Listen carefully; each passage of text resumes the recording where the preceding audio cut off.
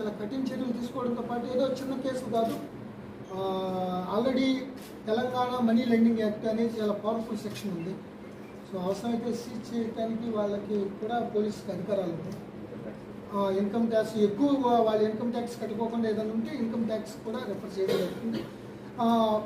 ప్రజల యొక్క ముఖ్యంగా మధ్యతరగతి, దిగువ మధ్యతరగతి వాళ్ళ యొక్క అవసరాలని అలుసుగా తీసుకుని వాళ్ళు జలగల్లాగా పీడించే ఈ ప్రైవేట్ ఫైనాన్సెస్ పట్ల మాత్రం చాలా కఠినంగా చర్య తీసుకుంటారు. ఇంకోటి సార్, చైన్ సిస్టమ్ బిజినెస్ విపరీతంగా నడుస్తుంది సూర్యాపేట జిల్లాలో. అయితే ఎస్పీ గారు ఏమంటున్నారు అంటే ఎవరన్నా మార్కెట్ కూడా it's one of the serious business, illegal business which is looting the money of the people, common people.